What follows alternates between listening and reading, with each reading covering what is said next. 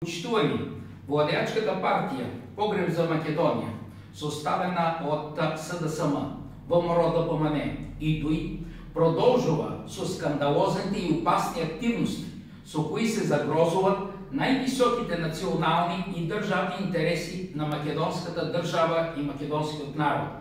Веднъж да кажем, пред 2 дена партията Погреб за Македония донесе отлука да се стопира изградбата на Руската църква во Скопие, како иако и досега во континуитет од 4 години правеше проблеми за нејзината изградба.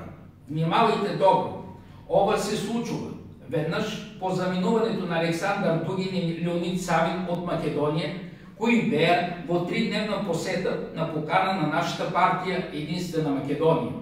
За Единствена Македония нема дилема.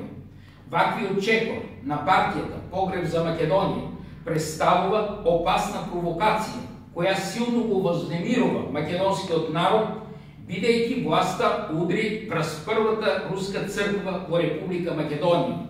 На тој начин, владеачката партија Погреб за Македонија започнува со гибелни провокации против Русија и на црковен план, откако видовме наменски провокации кон Русија од домашните јаничари по налог на нивните ментори од НАТО и ЕУ. Поточно, од Радмила Шекеринска, која, да подсетам за британската агенција Bloomberg, лажеше дека Русија се меша во македонските внатрешни работи и само членството во НАТО ќе ја заштити Македонија од руско мешање, како и лагите во сообщението од средбата на Заев со амбасадорот Олег Шербак и слични провокации на антируска основа.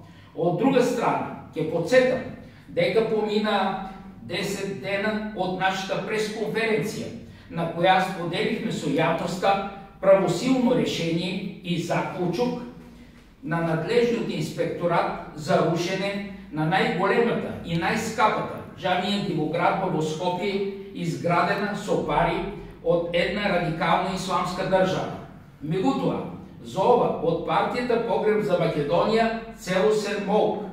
Во овој контекст треба да се спомне и за џамијата Дивоградба, која се гради на Попова шапка во самиот почеток на овој скијачки центар.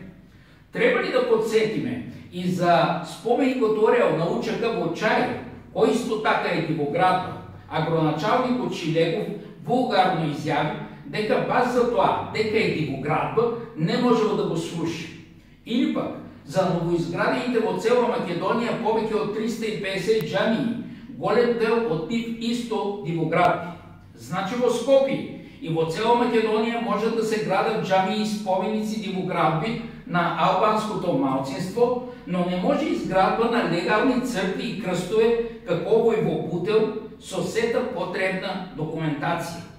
Кратко кажам, владеачката партија Погреб за Македонија во сите своји дејствија го поставува албанското малцинство надвор од македонските закони, го охрабрува неговиот сепаратизам и дозволува создаване на посебна албанска држава во Република Македонија.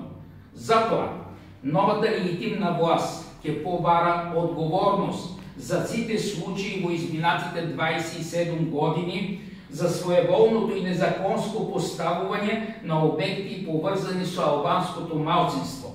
Ова е катастрофа, што ја предизвика партијата Погреб за Македонија во изминатите 27 години, а ја продолжува нејзините сегашни копредседатели Зоран Заев, Христијан Мичковски и Али Ахмети. Законите да важат за сите, но не и за албанците, мора да престане. Со доаѓањето на новата легитимна власт ќе бидат поништени сите антимакедонски и антидржавни акти на партијата Погреб за Македонија, со кои се рушат Македонија и македонците. Ви благодарам.